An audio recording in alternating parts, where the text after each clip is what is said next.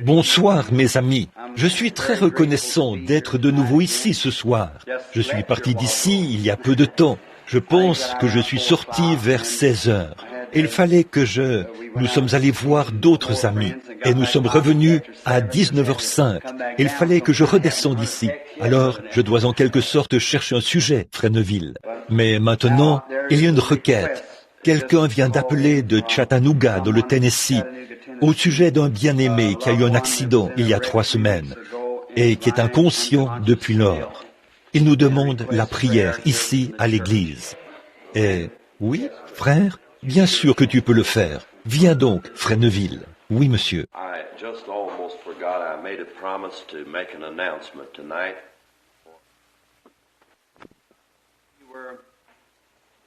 Nous parlions de Melchisédek, de qui il était, et nous sommes loin d'avoir terminé ce sujet-là. Mais peut-être que la prochaine fois que nous reviendrons, nous pourrons reprendre à partir de là, toujours dans l'Épître aux Hébreux. Mais ce soir, prenons le livre de Daniel.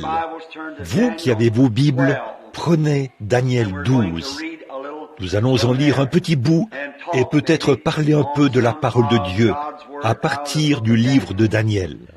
Bon, Daniel était le prophète qui avait été déporté de Jérusalem à Babylone, lors de la déportation à Babylone, par le roi Nebuchadnezzar. C'était un jeune homme quand il est allé à Babylone. On n'en trouvait pas beaucoup qui continuaient de s'accrocher à cette vieille foi merveilleuse. J'aime Daniel parce que il avait résolu, quand il est allé à Babylone, de demeurer un croyant et de ne pas se souiller avec les mets du roi et tout. Or, la chose même, et Daniel était le prophète des nations. Daniel a vu tout l'âge des nations s'élever, puis s'écrouler. Il a été le premier à être le prophète des nations, comme on l'appelle. Il n'était pas lui-même des nations, mais il a vu la dispensation des nations, du début à la fin, de la tête d'or, pour se terminer dans les pieds de fer et d'argile. Et pendant qu'il était là-bas, il avait résolu de ne pas se souiller avec les mets du roi et avec les affaires du roi.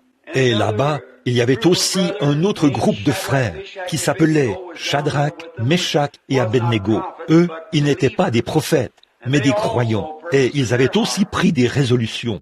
Ainsi donc, quand ces 4 croyants se réunissaient, j'imagine qu'ils avaient très souvent des réunions de prière ensemble. Exactement comme nous le faisons. Nous nous rassemblons parce que nous avons des choses en commun. Vous savez, il y a un vieux slogan qui dit « Qui se ressemble, s'assemble ». Et ça, c'est un vieux proverbe plutôt. Et ça, c'est très bien. Qui se ressemble, s'assemble. N'en êtes-vous pas heureux? Certainement. Qui se ressemble, s'assemble. Il n'y a pas longtemps, j'assistais à une réunion où un homme parlait de quelque chose. Et il a dit, il parlait des âmes qui étaient allées en prison, qui étaient en prison. Les âmes à qui Jésus est allé prêcher après sa mort. Et cet homme qui parlait a dit, qu'en pensez-vous? Et un frère de couleur s'est levé. Il a dit, c'est exactement ce que la Bible dit. Il est allé prêcher aux âmes qui étaient en prison. Il a dit, de qui était-il question, à votre avis? Il a dit, c'était des âmes qui ne s'étaient pas repenties lorsque la patience se prolongeait au jour de Noé, pendant que l'arche était en train d'être préparée. Exactement comme la Bible dit. Il a dit, non, il a dit, c'est cette église-ci qui prêche à ces pentecôtistes, qui sont dans ces dénominations et tout, pour les faire sortir de prison. Il a dit, voyons donc, frère, écoutez, a-t-il dit, il n'y est même pas fait mention du pentecôtisme. Il a dit, il y est seulement dit ceci, il est allé prêcher aux âmes qui étaient en prison. Aussi ai-je dit, Amen, c'est vrai. Et ce prédicateur m'a regardé et a dit, qui se ressemble, s'assemble. J'ai dit, c'est vrai, des frères qui ont une foi du même prix que la leur, qui croient simplement que ce que l'Écriture dit est la vérité. Daniel avait à ses côtés 3 compagnons de cette trempe. Vous savez, quand vous êtes loin de votre patrie, ça fait du bien de trouver quelqu'un qui est du même avis que vous, quelqu'un qui se tiendra à vos côtés, un très bon ami. Oh là là, Lorsque vous êtes à l'étranger et que vous trouvez quelqu'un qui veut être votre ami, quelqu'un qui vous aime et qui se tient à vos côtés, ça compte beaucoup, surtout quand vous êtes un étranger. Alors, ces frères avaient été emmenés loin de leur ville. Leur ville avait été brûlée et tous leurs ustensiles et les choses saintes de Dieu avaient été emportés à Babylone et mis dans la maison des trésors du roi Nebuchadnezzar, qui les avait fait amener, un grand et puissant roi des nations. Eh bien, si Dieu avait permis que leur ville soit brûlée, que leur église soit brûlée, et qu'ils soient emmenés dans cette ville, c'est parce qu'ils s'étaient éloignés de Dieu. Mais il avait encore un croyant sur qui il pouvait mettre la main et dire « Celui-ci est mon serviteur ». Dieu a toujours un témoin quelque part. Dieu ne reste jamais sans témoin. Peu importe si parfois il n'en reste qu'un seul. Mais il a toujours eu quelqu'un sur qui il pouvait mettre la main et dire « Celui-ci est mon serviteur. Il fera ce que je lui dis. » Eh bien, nous aimons cela. Nous remarquons aussi que, quand ses frères étaient là-bas, ils avaient été mis à l'épreuve. C'est un très bel exemple de ce que vit un vrai croyant lorsqu'il accepte vraiment le Seigneur Jésus comme son sauveur. Il est toujours mis à l'épreuve. Satan est toujours dans les affaires, dans le domaine des épreuves. Et cela ne vient que pour vous aider. C'est pour votre bien. Chaque fils qui vient à Dieu doit être éprouvé, châtié, frappé de la verge.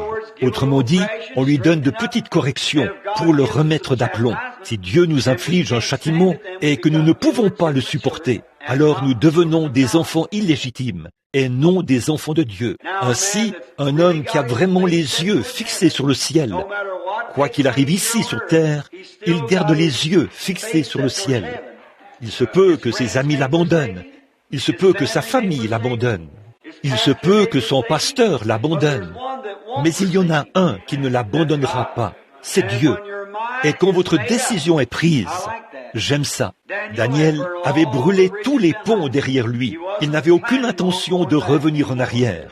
Plus jamais. Il ne regardait pas ses traces. Il regardait, abandonnant les choses du passé. Il courait vers le but de la vocation céleste. C'est ce que nous devrions faire. C'est ce que l'Église devrait faire. Et ce que je remarque là, c'est que Dieu a permis à Satan de le mettre à l'épreuve. Et oh, on les a testés par le feu. On les a aussi testés par la fosse au lion. Et dans chaque circonstance, Dieu les en a fait sortir plus que vainqueurs. De nombreuses épreuves atteignent le juste, mais Dieu le délivre de toutes. Comme c'est merveilleux. Combien nous sommes reconnaissants de cela. Les épreuves, les tribulations, les tests, tout cela concourt au bien. Après un certain temps, alors Dieu voit qu'il peut placer sa confiance en vous. Et là, il fera de grandes choses pour vous. Alors nous voyons donc que Daniel est devenu un instrument dans la main de Dieu, alors qu'il était loin de son peuple, hors de sa ville, loin de son église, dans un pays étranger. Dieu l'a utilisé. Alors vous pouvez très bien être loin de tout, peu importe ce que c'est. Vous pouvez être loin de tous vos bien-aimés, ou vous pouvez être loin de votre église, mais vous pouvez quand même être un instrument dans les mains de Dieu. Dieu peut vous utiliser pour rendre un témoignage, ou pour tout ce pourquoi il désire vous utiliser. Quels beaux exemples! La Bible est remplie de ces choses. Partout où on regarde. N'aimez-vous pas lire la parole? Oh, parfois je la lis et je pleure. Il y a quelques jours, je lisais là, dans la pièce, et je n'ai pas pu m'empêcher de m'asseoir et de pleurer comme un bébé. Je me suis levé et j'ai fait le tour de ma chaise. J'ai posé ma main sur ma chaise. J'ai de nouveau regardé ma Bible. J'ai éclaté en sanglots. J'ai encore fait le tour de la chaise et je l'ai regardée de nouveau. Je me suis dit, oh Dieu, il y a là-dedans la vie éternelle pour tout homme ou toute femme qui ose y mettre sa confiance et y croire. La vie éternelle. Et il a dit, sondez les Écritures, parce que vous pensez avoir en elles la vie éternelle. Ce sont elles qui rendent témoignage de moi. Sondez l'Écriture. La parole de Dieu est une lampe à nos pieds. Alors nous devons être guidés. Elle est la lumière qui longe le sentier qui nous mène de victoire en victoire. Or, pour que vous puissiez remporter une victoire, il faut d'abord qu'il y ait un combat. Et s'il n'y a pas de combat, il n'y a pas de victoire. Donc nous devons être reconnaissants pour les combats et pour les épreuves. C'est Dieu qui nous donne l'occasion de remporter des victoires. Oh là là, n'est-ce pas que ça arrange un peu les choses, là? Voyez, le combat est venu. Quelqu'un a dit du mal de vous. La maladie vous a atteint. Peut-être que Dieu vous a donné ces légères afflictions pour pouvoir vous guérir et vous exprimer son approbation, vous montrer ce qu'il veut signifier par cela. Il vous aime. Il y a une vieille histoire de berger qu'on racontait là-bas, dans la Terre Sainte, à Jérusalem, au sujet d'un berger qui portait une brebis. Quelqu'un lui a dit, « Pourquoi la portes-tu » Il a répondu, « Elle a une patte cassée. » Il a dit, « Comment cela est-il arrivé? Est-elle tombée du haut d'une falaise ?» Il a répondu, « Non, je lui ai cassé la patte. » Il a dit, « Voyons, tu es un berger cruel de casser la patte de cette brebis. » Il a dit, « Non, je l'aime. » Et il a dit, « Elle s'égarait tout le temps. Je n'arrivais pas à l'amener à m'écouter. Alors, je lui ai cassé la patte pour pouvoir lui accorder plus d'attention, afin qu'elle m'aime et me suive. » Parfois, Dieu est obligé de nous laisser tomber un peu malades, afin de nous accorder un peu plus d'attention, afin de nous asseoir sur ses genoux et nous bercer sur son sein. Lorsque le médecin dit qu'il n'y a plus rien à faire, alors il nous pose sur son sein et dit, « Tu vois, je t'aime, je veillerai à ce que tu te rétablisses. » Voyez? Oh, cela ne rend-il pas la vie un peu plus facile? Oh, il est si grand, c'est un merveilleux berger. Ne l'est-il pas? Ce n'est pas étonnant que David ait dit, « L'Éternel est mon berger, je ne manquerai de rien. Il nous dirige près des eaux paisibles et il restaure leur âme. Il fait déborder nos coupes et nous oint en face de l'adversaire. » Avez-vous déjà été oint en face de votre adversaire? Simplement rendre témoignage jusqu'à ce que votre coupe déborde. Vous savez, comme c'est merveilleux d'être oint en face de son adversaire. Maintenant, remarquez, alors Dieu a pris le roi Nebuchadnezzar et a fait de lui un outil dans sa main. Et quand le roi Nebuchadnezzar est mort, après avoir, l'herbe avait poussé, ses cheveux étaient comme le lion ou comme les plumes des aigles, et ses ongles étaient semblables aux griffes de l'aigle, et tout. Et Dieu a dû lui faire savoir qui était le vrai roi. Après sa mort, son petit-fils, Belshazzar, lui a succédé. Et lui, il était plus méchant que le roi Nebuchadnezzar. Et un soir, là-bas, ils avaient une très grande fête. Ils avaient fait venir tous leurs magistrats et tous les officiers pour ces grandes réjouissances. Et pendant qu'ils se livraient à ces réjouissances et ils sont allés là et ont pris les vases sacrés de Dieu, juste pour se moquer de Dieu et boire du vin en l'honneur de leur Dieu, porter un toast en se servant des vases de l'Éternel. Or, il est permis à l'homme d'aller jusqu'à un certain point, mais il existe une ligne de démarcation entre la vie et la mort. Vous ne devez jamais la franchir. Voyez, vous pouvez continuer à faire vos petites folies pendant un certain temps, mais vous avez intérêt à savoir où se trouve cette ligne. Le Seigneur vous a-t-il déjà repris sur quoi que ce soit? Il le fait pour chacun de nous. Il tire sur les rênes et dit, c'en est assez maintenant. Là, vous avez intérêt à faire attention à ce que vous faites à partir de ce moment-là et vérifier si vous n'êtes pas sur le point de franchir cette ligne. Et ce soir-là, quand Dieu a tiré sur ses rênes à lui, il n'a pas voulu écouter.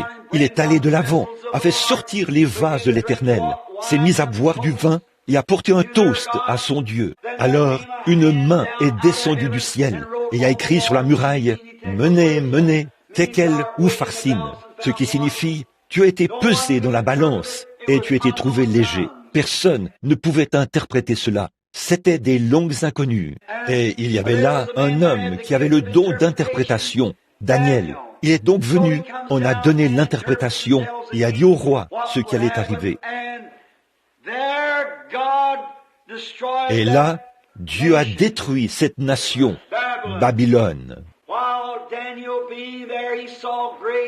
Pendant que Daniel y vivait, il a eu de grandes visions et il a écrit à leur sujet pour cette grande consolation que nous avons aujourd'hui, puisqu'il a connu et a situé la fin du royaume des nations. Remarquez comme c'est parfait. Saisissez vraiment bien cela maintenant. Au moment de donner l'interprétation du songe du roi, il a d'abord vu une statue qui était debout dans le champ. Il était un homme spirituel. Il avait des songes, il avait des visions, et il donnait l'interprétation des songes. Dieu était avec lui, et tout le monde le savait. Et lorsqu'il a eu la vision, il a vu la tête d'or, la poitrine d'argent, les cuisses d'airain et les pieds de fer. Remarquez, chaque royaume était plus dur que le précédent. Le royaume du roi Nebuchadnezzar était la tête d'or. Il en a donné l'interprétation. Il lui a dit exactement comment ces royaumes allaient se succéder jusqu'à la fin.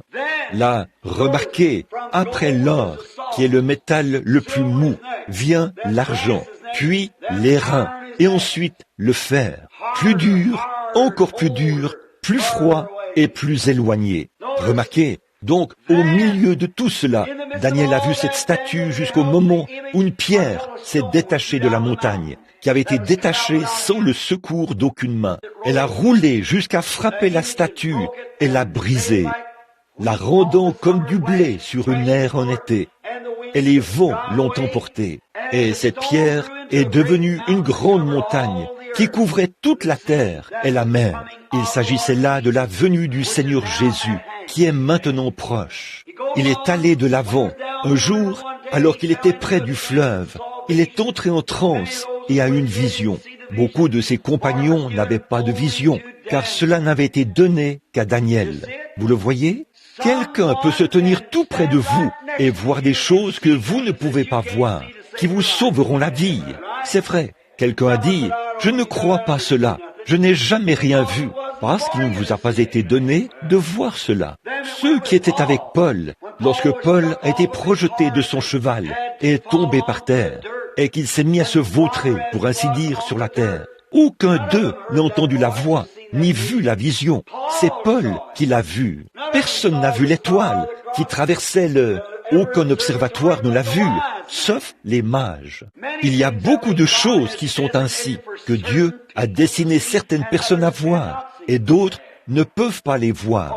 Oh, j'aime ça. Lorsque Dieu, dans son infinie sagesse, a prédestiné ou établi d'avance que certaines choses doivent arriver, elles pourraient très bien arriver à la personne qui est assise juste à côté de vous, et vous n'en sauriez rien. Regardez ce qui s'est passé à Dothan, lorsqu'Élisée était là-bas, à Dothan, et qu'ils se sont tous retrouvés encerclés par les étrangers qui les avaient envahis, l'armée des Syriens, qui cherchaient Élisée, le prophète. Étant donné qu'ils avaient remarqué que chaque fois que les Syriens venaient en Israël pour y faire la guerre, eh bien, les Israélites leur tendaient des embuscades. Alors, le roi de Syrie les a appelés et a dit, « Hé, un instant là, qui est pour nous et qui est pour Israël ?» Il a dit, « Quelqu'un de mon groupe est un espion qui dit à Israël par quel chemin nous arriverons, car ils sont toujours là à nous attendre. » Et il y avait là un homme qui était un peu spirituel. Il a dit, « Non, mon père, c'est plutôt le prophète Élisée, car depuis sa chambre à coucher, il connaît le prochain pas que vous allez faire. » Amen. Oh, quand les puissances atomiques commenceront à secouer, je suis si heureux que la parole de Dieu nous ait dit où aller. Fuyez vers le rocher, Jésus-Christ. Chaque homme qui s'y trouve est en sécurité. Rien ne peut vous faire du mal. Aucune bombe atomique, aucune bombe au cobalt, rien d'autre ne peut toucher celui que Dieu préserve. Il est à l'abri, en sécurité et ancré. Quelle merveilleuse espérance nous avons en Jésus-Christ. Remarquez, un homme l'accompagnait, c'était son serviteur, un garçon spirituel qui marchait avec le prophète et lui versait de l'eau sur les mains. Il occupait un poste important. Mais quand il a vu là l'armée des Syriens encercler Dothan, elle a cerné de toutes parts. Il a dit, « Mon père, regarde là-bas, comme ils sont nombreux. Eh bien, nous sommes encerclés. Or ça, c'est le naturel. Quand tout semble aller de travers, on vous montre du doigt et on dit ceci, cela, et le médecin vous dit qu'il vous est impossible de guérir et tout. Il est alors tout naturel que vous disiez « Oh là là, c'est ma fin !» Mais Élisée a dit « Ceux qui sont avec nous sont plus nombreux que ceux qui sont avec eux. » Eh bien, vous pouvez imaginer comment ce prophète ou ce Géasi s'est senti, le serviteur. Il l'a regardé et a dit « Eh bien, je ne vois personne. » Il a dit « Oh Dieu, ouvre les yeux de ce jeune homme. » Et dès que Dieu a fait quelque chose, voici, c'est ça, saisissez cela. Quand Dieu a ouvert sa vue spirituelle, il y avait tout autour du prophète des chars de feu et des anges de feu. Eh bien, il a vu ces chars de feu étaient des milliers de fois plus nombreux que l'armée des Syriens. Les montagnes étaient en feu, et il y avait là des anges de feu, des chevaux de feu, des chars de feu. Et la Bible dit, les anges de Dieu campent autour de ceux qui le craignent. C'est exactement la même chose ce soir.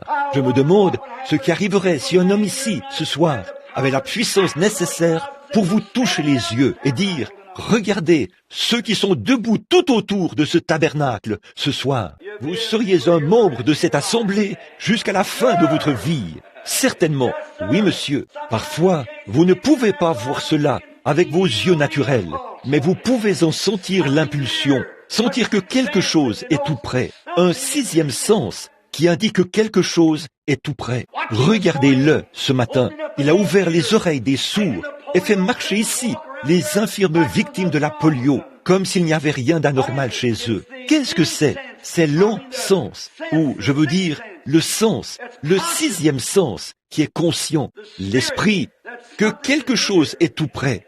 Ayez foi en Dieu. Eh bien, il n'a pas vu cela au départ. Mais Élisée n'a probablement pas vu cela. Par contre, il a demandé que les yeux du jeune homme puissent voir cela. Mais Élisée était conscient qu'ils étaient là. Amen. Une fois, Thomas a dit que je mette mes mains dans son côté. Jésus a dit, maintenant tu vois et tu crois. Combien plus grande sera la récompense de ceux qui croient sans avoir jamais vu. Ça, c'est nous ce soir. Quiconque croira sans voir. Et remarquez, Élisée s'est ensuite dirigé vers le lieu où se passait cet événement. Et il leur a dit, tout d'abord, la Bible dit que lorsqu'il est allé là-bas, il les a frappés d'aveuglement. Ils étaient aveugles et il est allé à leur rencontre. Chacun d'eux avait une vue parfaite, pour autant que je sache. Mais l'Écriture dit, ils étaient aveugles. Il y a quelques soirs, un homme m'a dit, si vous êtes un homme de Dieu, frappez-moi d'aveuglement. J'ai dit, vous êtes déjà aveugle. Voyez, déjà aveugle. Remarquez, il s'est dirigé vers le lieu où se déroulait cet important événement, où se déroulait cette importante scène. Et il a dit, cherchez-vous Élisée? Ils ont répondu, oui. Il a dit, venez, suivez-moi, je vais vous conduire jusqu'à lui. C'est Élisée qui leur a dit cela. À quoi était-il aveugle? Ils étaient aveugles au fait que c'était lui, le prophète de Dieu. Ils étaient aveugles à cela. Et il les a de nouveau conduits directement dans une embuscade. Il a dit, venez, je vais vous mener à Élisée. Et c'était Élisée qui les y conduisait. Et quand ils ont levé les yeux et qu'ils ont vu qu'ils étaient cernés de partout, le roi a dit, frapperai-je, mon père? Il a dit, frapperais-tu quelqu'un que tu fais prisonnier? Il a dit, donne-leur à manger et renvoie-les dans leur pays. C'est ainsi qu'on met un terme aux guerres, n'est-ce pas vrai? Certainement. Oh là là, si seulement nous pouvions adopter ce principe aujourd'hui, nourrir son ennemi. Faites du bien à ceux qui vous font du mal. Amen. Donc, là, l'aveuglement. Maintenant, Élisée, ou je veux dire, pas Élisée maintenant, mais Daniel. Daniel a vu d'avance, il était prophète. Il a vu la venue du Seigneur. Il a vu venir le temps de la fin. Il a vu le début des nations. Et si vous remarquez, l'ère des nations a débuté par l'adoration d'une idole. Ils adoraient une grande idole placée dans le champ, une idole à l'image d'un homme. Je crois que c'était celle de Daniel lui-même. En effet, Le roi Nebuchadnezzar l'avait surnommé Belshazzar, qui était son Dieu, et il s'était mis à adorer la statue d'un homme juste et saint. Et Daniel avait refusé de le faire, de même que les enfants hébreux, Shadrach, Meshach et Abednego. C'est de cette manière que cela a été inauguré, et cela a été condamné. La tête d'or a été inaugurée par l'adoration d'une statue, l'adoration forcée. Et elle s'est achevée par une main surnaturelle qui a écrit dans une langue surnaturelle que seule une intelligence surnaturelle pouvait comprendre. Amen. C'est comme ça que le royaume des nations a été inauguré. Et il se terminera de la même manière. C'est vrai, par des œuvres surnaturelles, par une interprétation surnaturelle. Vous savez de quoi je parle. L'œuvre du surnaturel. Oh, comme c'est merveilleux. N'êtes-vous pas heureux ce soir de croire au surnaturel? Oui. Ainsi donc, après ces visions, il lui a montré exactement quelle serait la position des nations. Il lui a montré qu'il y avait encore tant d'années réservées aux Juifs. Il a dit, le Messie viendra. Il prophétisera au cours des 70 semaines, soit 3 ans et demi. Au milieu de cela, il sera retranché, ce qui représente 7 ans. 70 semaines ont été fixées sur ton peuple. 7 ans de prophétie aux Juifs. Il a dit, et le Messie, le Prince, viendra et prophétisera. Au milieu des 7 semaines, des 7 jours, il sera retranché. C'est l'abomination qui cause la désolation, qui se dressera à sa place. Et ils fouleront aux pieds les murailles de Jérusalem, ces gens des nations, pendant un temps, des temps et la moitié d'un temps. Là, quand le Messie est venu, Jésus, il a prêché exactement 3 ans et demi, et il a été retranché pour servir de sacrifice. Le devoir perpétuel a été supprimé, et la désolation, l'abomination qui cause la désolation, la mosquée musulmane d'Omar, se trouve aujourd'hui à l'emplacement du Saint-Temple. La mosquée d'Omar se trouve exactement là où se trouvait le temple. Et il a dit ceci, ils fouleront aux pieds les murailles de Jérusalem. Là, Jérusalem sera foulée aux pieds jusqu'à ce que la dispensation des nations soit terminée. Mais à la fin de l'ère des nations, il restera encore 3 ans et demi aux Juifs. Maintenant, remarquez l'une des choses les plus frappantes de l'histoire prophétique. Je ne prétends pas connaître la prophétie de la Bible, mais ceci, c'est comme lire un journal. C'est plus clair. Et ce que nous lisons ici, nous savons que c'est la vérité. Remarquez, 2000, oui, ça fait 2500 ans que les Juifs ont été dispersés dans toutes les nations qu'il y a sous le ciel. De même que Dieu avait endurci le cœur de Pharaon afin de les ramener. Il a endurci le cœur de Hitler, le cœur de Mussolini, et ainsi de suite, si bien qu'il les a poussés à rentrer en Palestine. Une fois de retour, ils sont redevenus une nation. Et le 6 mai 1947, le drapeau juif a flotté sur Israël pour la première fois depuis 2500 ans.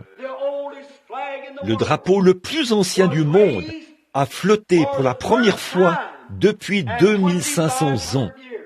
Et il a dit que dans les derniers jours, il élèverait une bannière sur Jérusalem pour montrer que le temps est proche. Et remarquez, ici, il n'y a pas longtemps, j'ai visionné une bobine prophétique de cet endroit. Ils sont en train de ramener les Juifs par milliers, par avion. Vous avez vu cela dans le journal et tout. Le magazine Look et le magazine Life ont publié cela. Des milliers de Juifs reviennent. Et on leur a demandé, on a dit, pourquoi revenez-vous?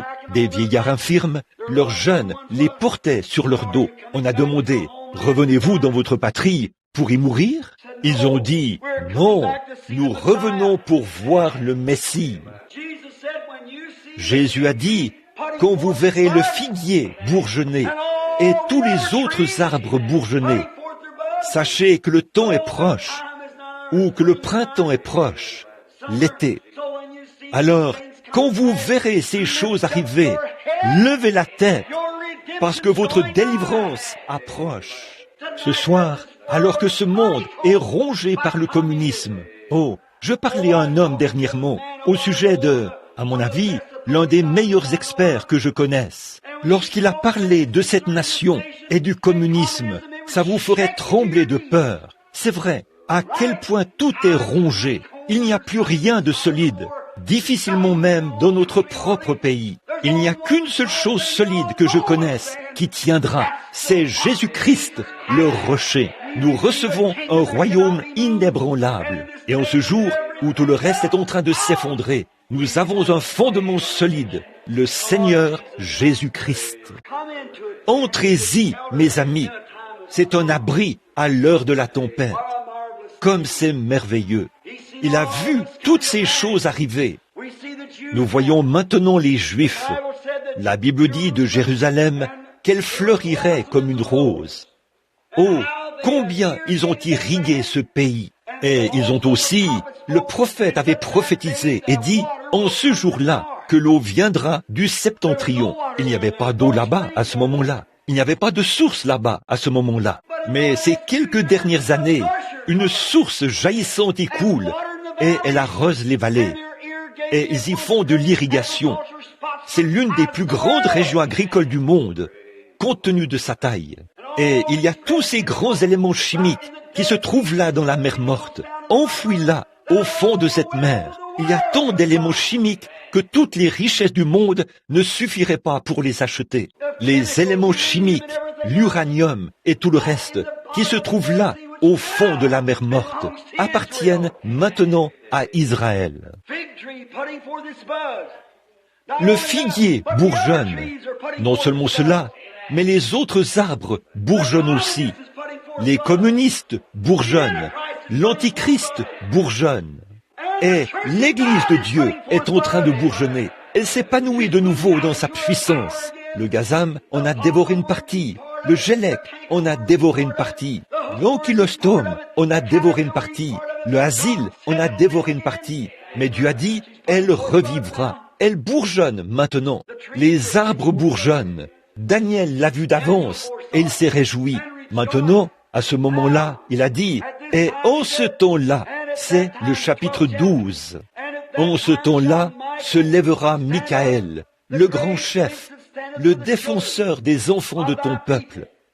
Et ce sera une époque de détresse, telle qu'il n'y en avait point de semblable depuis que les nations existent jusqu'à cette époque. En ce temps-là, ceux de ton peuple qui seront trouvés inscrits dans le livre seront sauvés. Oh là là, n'êtes-vous pas heureux que votre nom soit dans son livre? Lorsque Daniel, ici, l'a vu, il est venu vers l'Ancien des jours, dont les cheveux étaient blancs comme de la laine. Et il a ouvert les livres, et ils ont été jugés, chaque homme, selon les livres.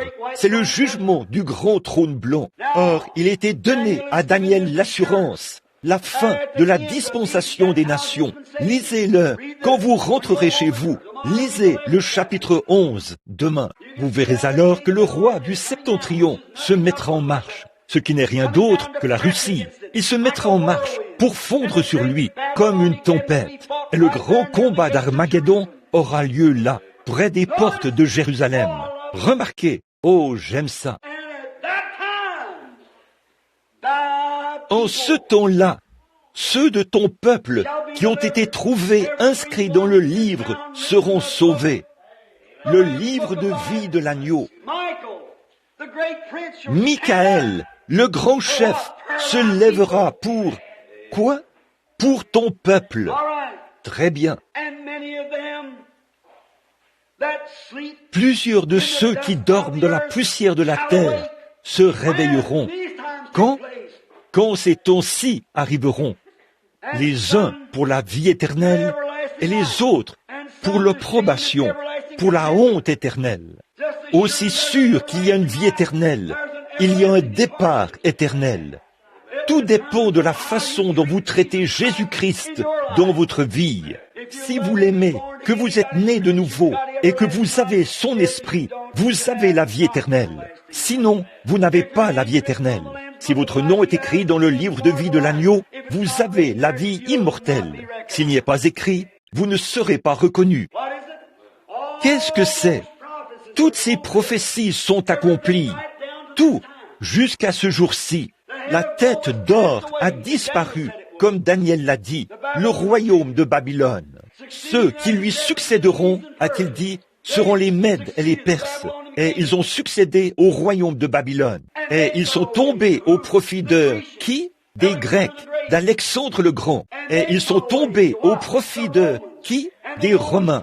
Et les Romains se sont fractionnés et ont envahi le monde entier. La Rome orientale et la Rome occidentale. Les deux jambes.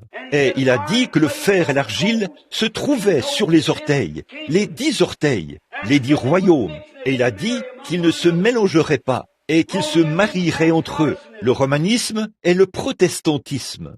En ce jour-là, quand cette chose-ci aura cours, la pierre s'est alors détachée de la montagne sans le secours d'aucune main, puis elle a roulé et a mis la chose en pièces, et elle a pris la place de la statue. Alors mes frères, nous avons des ennuis ce soir, des guerres, des bruits de guerre, des tremblements de terre en divers lieux, une époque où on ne sait que faire, de l'angoisse chez les nations.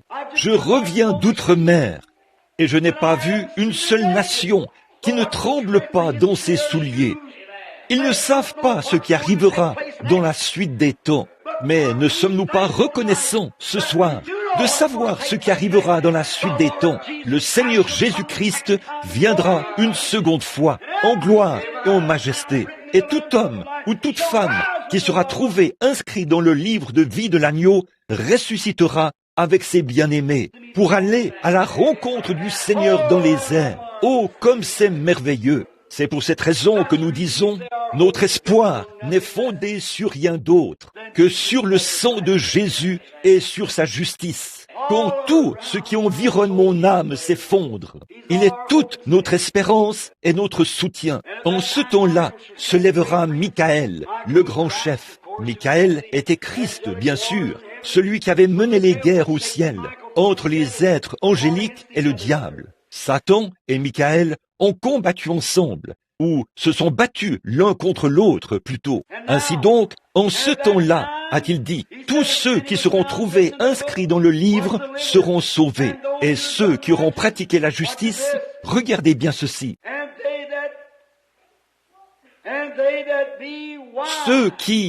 Ceux qui auront été intelligents brilleront comme la splendeur du ciel. Et ceux qui auront enseigné la justice vers la multitude brilleront comme les étoiles à toujours. Parfois, je regarde ça et je réfléchis, mes frères. Je sors le matin. J'aime me lever tôt. N'aimez-vous pas vous lever tôt? Je me souviens de la fois où les frères et moi étions dans les montagnes. Nous nous levions très tôt le matin, vers 4 heures. Nous regardions et l'étoile du matin était suspendue là. Il fait très sombre juste avant l'aube. Nous voyons les ténèbres s'accumuler en ce moment. Qu'est-ce que c'est? C'est la lumière qui fait pression sur les ténèbres. L'un doit céder la place à l'autre. Tous les animaux rampants qui se sont promenés ici et là pendant la nuit, dès que le soleil se lève, ils se cachent quand la lumière brille. La nuit et l'obscurité, la nuit et la lumière ne peuvent pas coexister dans le même bâtiment. C'est soit l'obscurité, soit la lumière. Et la lumière est bien plus puissante que les ténèbres. De même, Christ est bien plus puissant que tous les ennemis du monde. Eh bien, les hommes de science nous enseignent que quand la lumière commence à paraître, elle comprime les ténèbres. Et les ténèbres rassemblent toutes leurs troupes pour combattre la lumière. Mais la lumière prévaut et brille. Et la Bible dit que dans les derniers jours, Satan rôderait comme un lion rugissant. Aujourd'hui, il est en train de rassembler tous ses ennemis, tous ses amis, qui sont nos ennemis. Il est en train de les rassembler. Il les regroupe sous un grand chef, la marque de la bête, dans les milieux ecclésiastiques, la confédération des églises. Ils s'unissent tous et forment une grande organisation, exactement comme le catholicisme. Et les empires du monde sont en train de s'unir et de former une grande chefferie là-bas, dans le domaine politique qu'on appelle le communisme. Et la lumière de Dieu continue de faire pression. Qu'est-ce qui se passe en même temps pour que cela se fasse? L'Église chrétienne, l'Église du Dieu vivant, est en train d'être ointe. Elle est en train de recevoir la puissance. Elle est en train de recevoir le Saint-Esprit. L'année dernière, dans les milieux du plein évangile, il y a eu 1 500 000 conversions. Le plus grand mouvement qui ait balayé le pays depuis des années et des années. Nous ne sommes plus dans des ruelles. Nous sommes sur le boulevard. Alléluia. Nous ne sommes plus dans des hangars. 1 500 000 conversions dans les rangs du plein évangile. L'année dernière, ils ont eu plus de succès que le catholicisme et tout le reste. Oh là là, qu'est-ce que c'est? C'est la lumière qui se rassemble. De grands services de guérison ont sillonné le globe. Alléluia. Tout là-bas, à Formose, des campagnes de guérison ont lieu. Tout là-bas, au Japon, des campagnes de guérison ont lieu. Là-bas, dans les régions glaciales du Nord, des campagnes de guérison ont lieu. Partout dans le monde, il y a des campagnes de guérison. Alléluia. Les hommes reçoivent le Saint-Esprit partout. Nous sommes au temps de la fin. Qu'est-ce que ça fait? Alors le diable dit, c'est maintenant mon heure. Il rassemble ses forces. La Confédération des Églises essaye d'arrêter cela. Ils disent, ce n'est rien d'autre qu'un tas de caisses de résonance. Ça ne vaut rien. Tout ça, c'est du fanatisme. L'œuvre du surnaturel, ça n'existe pas.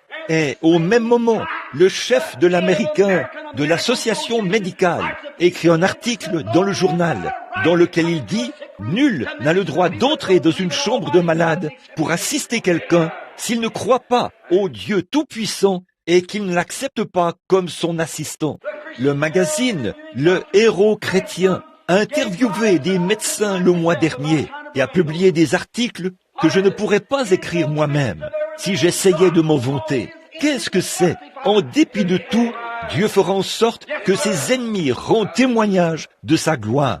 Oui, monsieur, le médecin dit, tout ce que nous faisons se limite à prodiguer des soins, mais c'est Dieu qui guérit. J'ai dit, c'est seulement maintenant que ces grands hommes découvrent ce que nous, les nigauds, savions depuis toujours. C'est vrai, un de ces glorieux jours, vous verrez que cette quantité de puissance qui transforme les prostituées en dames et les ivrognes en gentlemen et en chrétiens, c'est la puissance même qui les élèvera de cette terre et les emmènera à la maison dans l'enlèvement vers la gloire. Il se peut qu'il soit trop tard. Il se peut qu'il soit trop tard pour beaucoup de gens. En ce jour-là, Michael se lèvera pour le peuple. Il ne se lèvera pas pour les nations. Il se lèvera pour le peuple. Plusieurs de ceux qui dorment dans la poussière de la terre, certains se réveilleront pour l'opprobre, pour la honte éternelle. Mais ceux qui auront la sagesse et qui auront enseigné la justice à la multitude brilleront comme les étoiles, à toujours et à perpétuité. Alléluia! Une tente ou une maison, que m'importe. On construit un beau palais pour moi là-bas. Venez m'y rendre visite un de ces jours. Qu'est-ce? Il m'est arrivé de sortir et d'observer cette glorieuse étoile du matin, alors qu'elle commençait à se déplacer là-haut. Qu'annonce l'étoile du matin? L'étoile du matin ne fait que refléter la lumière suprême du soleil qui apparaît. Est-ce vrai? L'étoile du matin, la raison pour laquelle elle est si brillante. Savez-vous pourquoi? Le soleil est très proche d'elle. Il exerce une pression et l'étoile du matin salue la venue du soleil. Très bien, vous, étoile du matin, il est temps de saluer sa venue. Brillez, étoile du matin, levez-vous tôt. Elle annonce, le Fils sera bientôt là. Lorsque nous regardons et voyons cette étoile du matin scintiller dans les cieux, cela signifie que le soleil ne va pas tarder à briller. Et lorsque nous voyons les étoiles du matin de Dieu se lever et briller à la gloire de la résurrection de Jésus-Christ, cela montre que cette personne suprême est en train d'exercer une pression. Les lumières se rassemblent, mais l'étoile du matin crie « Tenez bon, le jour va bientôt se lever. Tenez bon, le jour va bientôt se lever. » Continuez simplement à tenir bon, comme Sœur Murphy et les autres avaient l'habitude de le chanter. Continuez simplement à tenir bon. Le jour va bientôt se lever. Tenez bon. Les étoiles du matin brillent en ce moment vers le monde. pour éclairer le monde, juste avant la grande obscurité et le grand coup de tonnerre du ciel, la venue du Seigneur. Maintenant, écoutez attentivement. Là, il a dit, j'ai regardé l'étoile du matin et je me suis dit, oh, étoile du matin. J'ai baissé le regard un jour, alors que nous étions là-haut, frère Wood et moi. Il venait tout juste d'allumer le feu et nous allions prendre le petit déjeuner. Je me suis retourné et j'ai regardé l'étoile du matin. J'ai marché au milieu des buissons de cèdre, alors que les vents murmuraient à travers les pins. Je me suis tenu là, je me sentais bien, je respirais ce bon air frais du matin, et c'était un peu glacial, très glacial. J'allais au ruisseau, je puisais un seau d'eau, et elle gelait avant que je revienne. J'étais là-bas, les mains levées, là, au milieu des pins.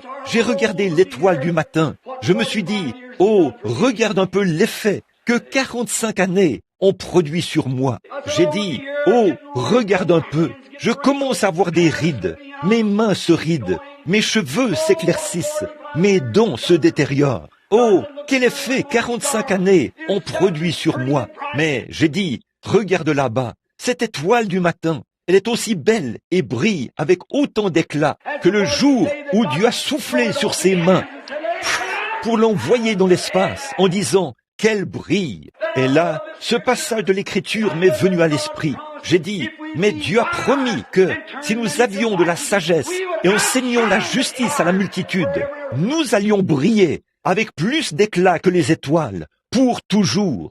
J'ai pensé, étoile du matin, tu brilles en ce moment, mais attends un peu que nous arrivions là-bas. Alléluia, briller avec plus d'éclat que les étoiles, pour toujours. Et j'entendais le vent qui descendait la colline. C'était à peu près le lever du jour. Serpentant entre les pins, il soufflait ses mots. Il y a, au-delà du fleuve, un pays que nous appelons l'éternité bénie.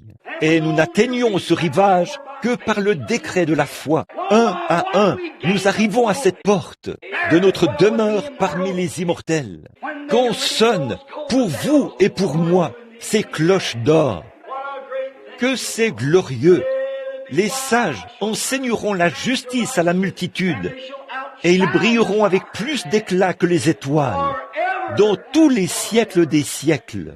Alors, qu'est-ce que ça change, finalement? À quoi sert ce petit espace de temps, cette vieille poussière de la terre, cette pâte molle, ce vieux corps mortel, voué à la corruption et à retourner à la poussière? Les vers de la peau le dévoreront.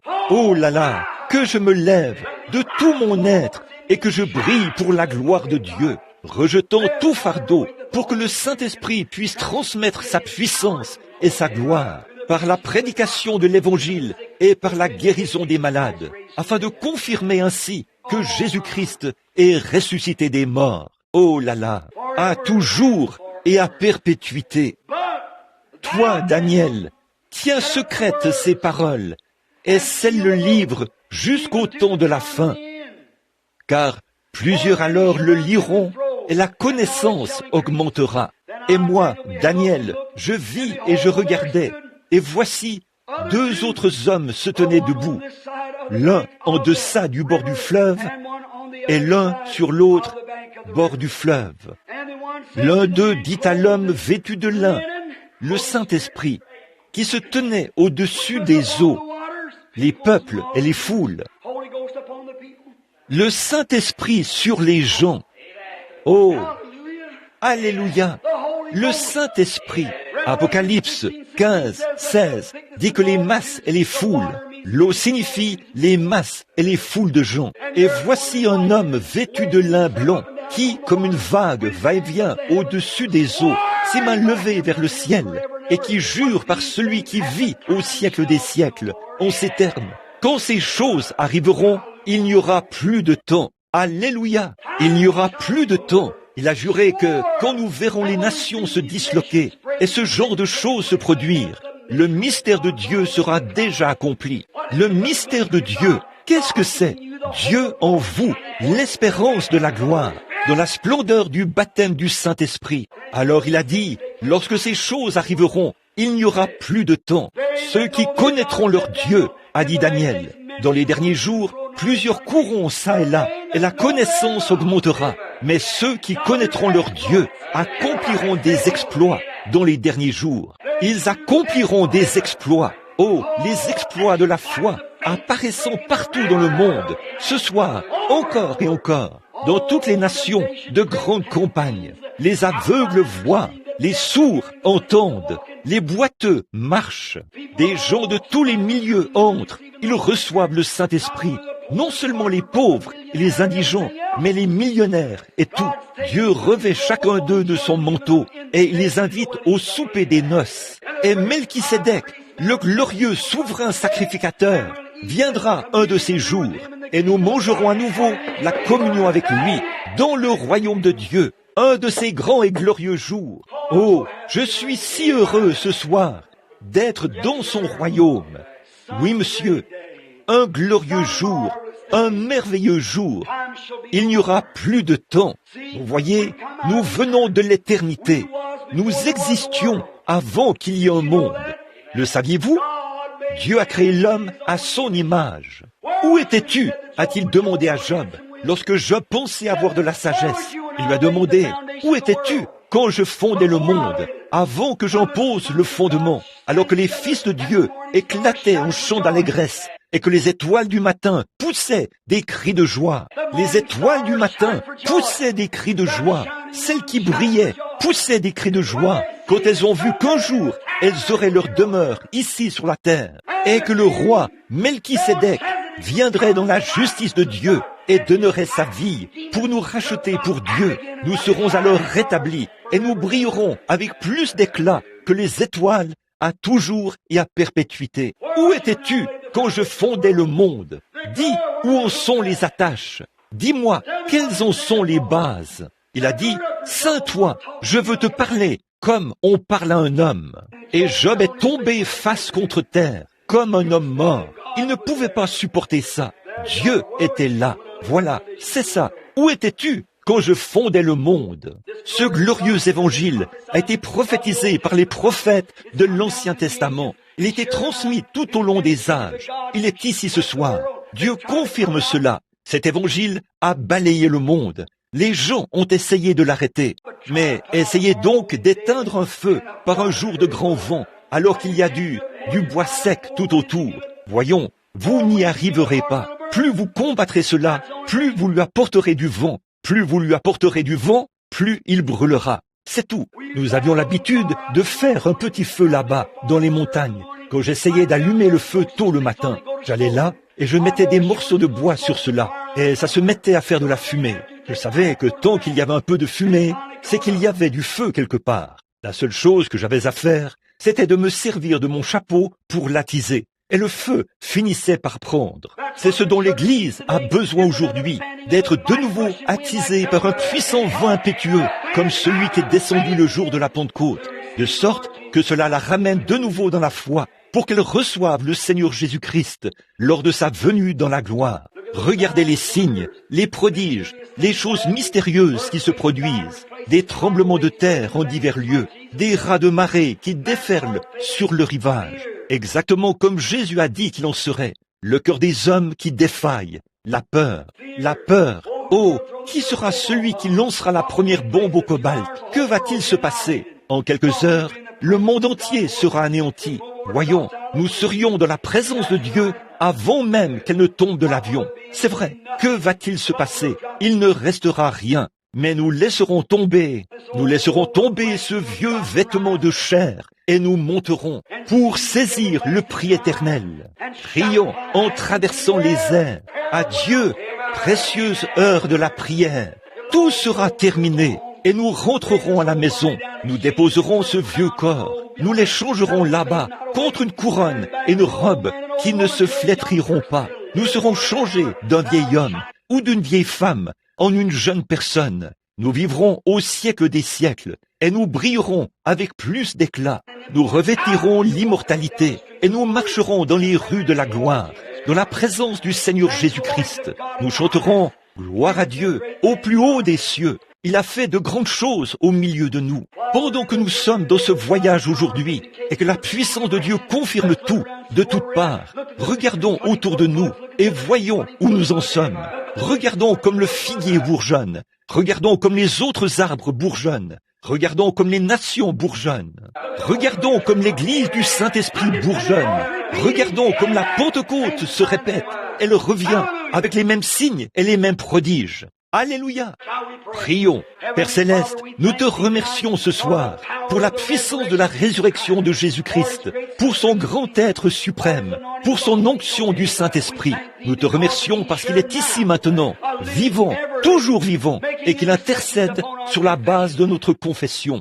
Nous te remercions pour sa puissance de guérison qui nous a arrachés comme des tisons, Seigneur, et qui nous a fait sortir de la tombe, qui nous a relevés, a renouvelé nos forces, et nous a donné la puissance, afin que nous puissions aller de l'avant et briller ici au milieu de ces ténèbres. Nous te remercions pour tout ceci. Père, nous te prions de bénir tous ceux qui ne sont pas sauvés. Bénis tous les sauvés. Accorde-le, Père. Guéris tous les malades. Reçois la gloire.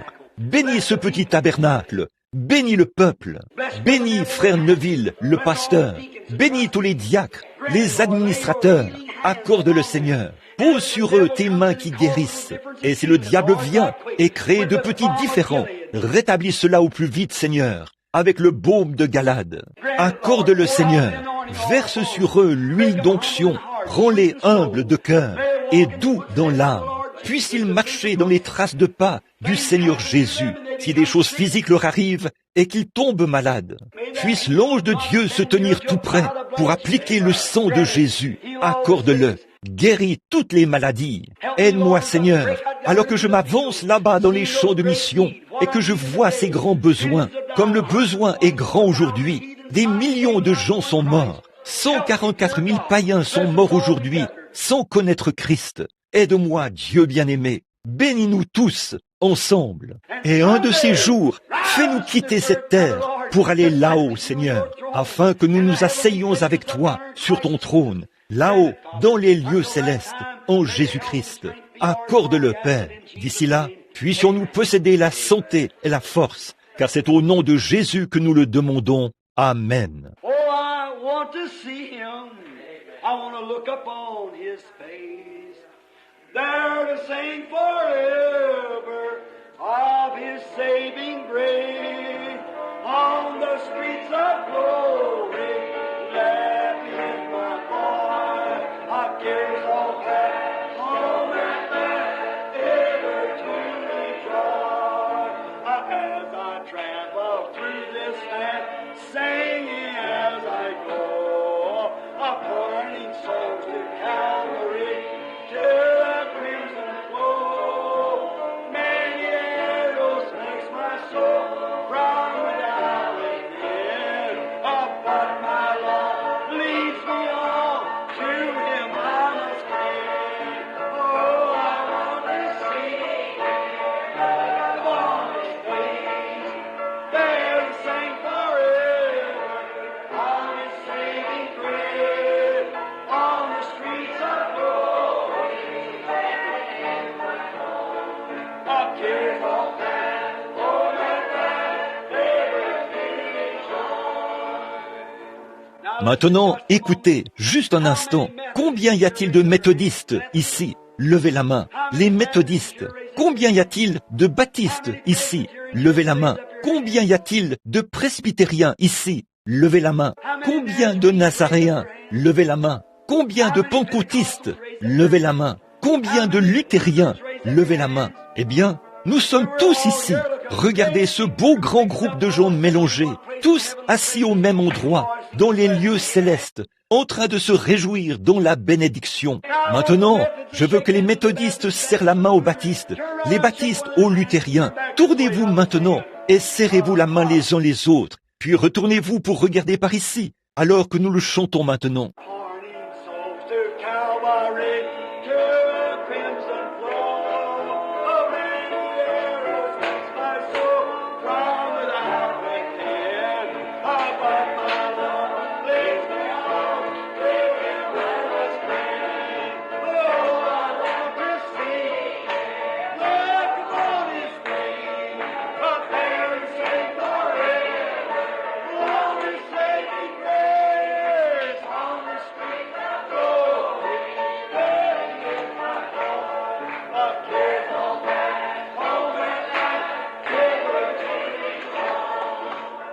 Cela ne vous fait-il pas du bien? Cela ne vous donne-t-il pas l'impression que vous êtes tous? Combien y a-t-il de chrétiens ici? Levez la main. Que tous ceux qui croient au Seigneur Jésus-Christ lèvent la main. Oh là là, comme c'est merveilleux.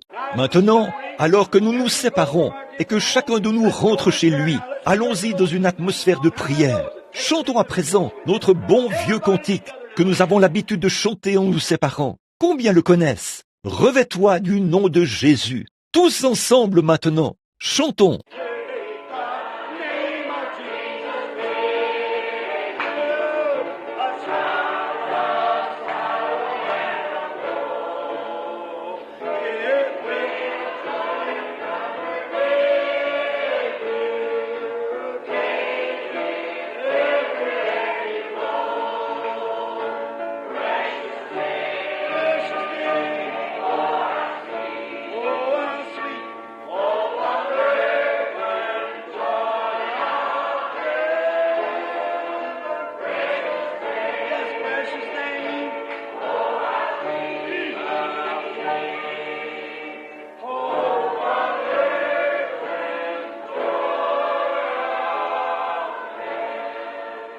Écoutez. At the name of Jesus bow we, falling prostrate at his feet. King of kings, heaven will crown him. Oh, when our journey is complete, precious